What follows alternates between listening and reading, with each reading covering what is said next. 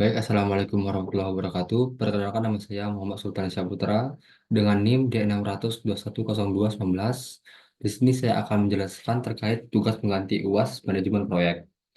Sebelum saya menjelaskan dari software Microsoft Project, di sini saya akan membacakan soal dengan pertanyaan pertama, proyek apa yang sedang dilakukan. Proyek ini tentang pembangunan ruang praktik siswa SMK Muhammadiyah 1 Temon berdasarkan analisis penjadwalan metode PERT menggunakan Microsoft Project 2016 dan untuk mengetahui kegiatan-kegiatan kritis. Pertanyaan yang kedua, apa tujuan dibuatnya proyek ini dengan Microsoft Project?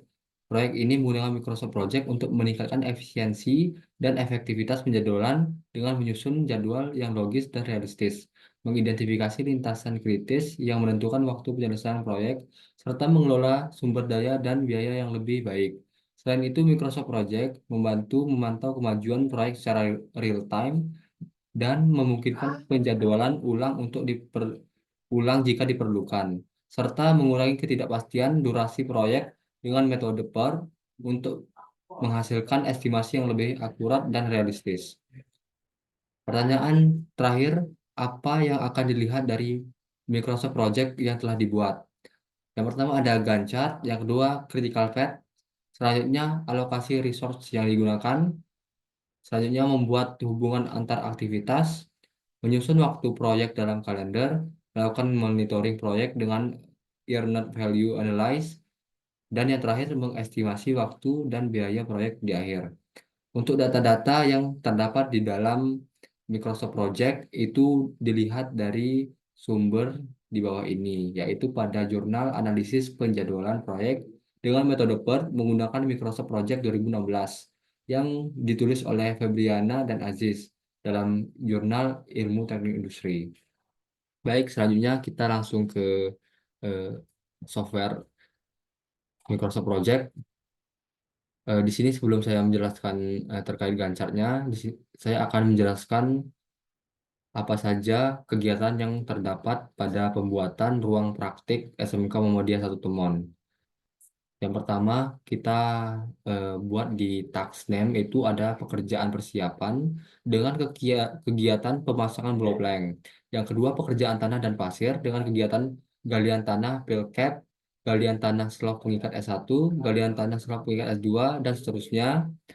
Yang ketiga terdapat beton slab S1A dan S2B 200/400, beton slab S2A dan S1B 200 per 300, dan seterusnya. Pekerjaan selanjutnya adalah pekerjaan struktur baja. Pada pekerjaan struktur baja terdapat kegiatan yaitu pemasangan tiang kolom IWF, pemasangan plat kapal 19 mm, pemasangan plat kapal penutup atau atas 6 mm, dan seterusnya. Dan yang terakhir terdapat pekerjaan atap dengan kegiatan pemasangan router 2 kali 20 cm, pasang bubungan genteng, karpet, bu- karpet bubungan genteng, dan yang terakhir pemasangan genteng.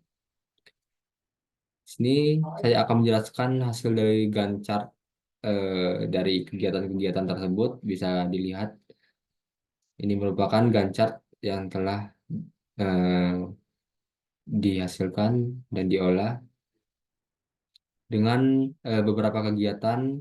Terdapat kegiatan yang berbeda tetapi dilakukan atau start dari hari yang sama. Selanjutnya saya akan menjelaskan tentang membuat hubungan antar aktivitas. Untuk membuat hubungan antar aktivitas itu bisa kita lihat di predecessors. Di sini saya dengan contohnya itu pada kegiatan galian tanah pelket. Di situ saya tulis dua. Alasannya karena galian tanah pelket itu harus dikerjakan setelah pemasangan block plank. Dan selanjutnya itu terdapat galian tanah slab pengikat S1 dengan saya tulis 4 SS atau SEM start itu dikarenakan galian tanah slab pengikat S1 dan galian tanah pelcap ini dikerjakan secara bersamaan pada hari yang sama. Baik, selanjutnya saya akan menjelaskan tentang mengalokasikan sumber daya. Untuk mengalokasikan sumber daya itu bisa kita lihat di resource name. Di resource name itu sendiri kita bisa mengisi sumber daya yang ada pada setiap kegiatan. Contohnya pada pemasangan blow plank, itu saya mengisinya dengan mandor dan ada pekerja. Dan pada kegiatan galian tanah pelket, di situ saya mengisikan terdapat beberapa sumber daya yaitu kepala proyek, mandor, operator eskavator, dan pekerja. Dan seterusnya bisa dilihat.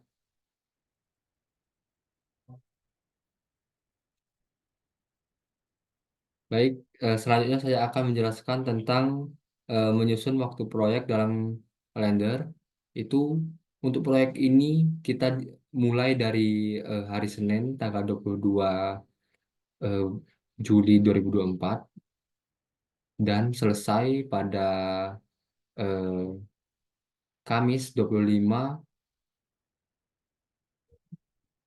Juli 2024 untuk pekerjaan pertama. Dan seterusnya bisa dilihat. Selanjutnya saya akan menjelaskan tentang melakukan monitoring proyek dengan Earned Value Analysis. Untuk melihat Earned Value Analysis sendiri itu, kita membuka di bagian sini di More Tables. Setelah itu kita pilih Earned Value dan Apply. Untuk Earned Value sendiri itu, eh, kita mendapatkan hasil yaitu sebesar 680.000 dengan beberapa eh, a- beberapa hasil yang lain dan bisa dilihat seterusnya.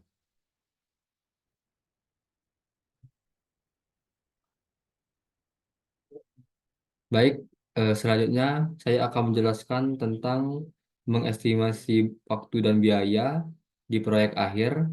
Itu kita bisa lihat di cost. Pada tabel tersebut kita lihat di total cost. Untuk di total cost itu merupakan total biaya yang akan dikeluarkan pada setiap kegiatan. Untuk pemasangan blow plank itu memerlukan 2.720.000 dari proyek dimulai sampai berakhir.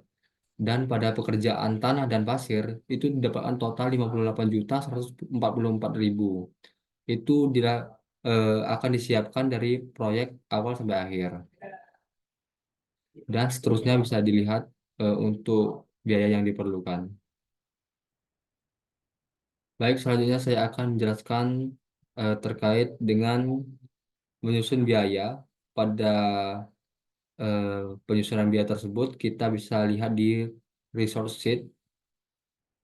Nah, di sini eh, dari sumber daya yang ada tadi kita isi di resource name, kepala proyek, mandor, pekerja, dan seterusnya.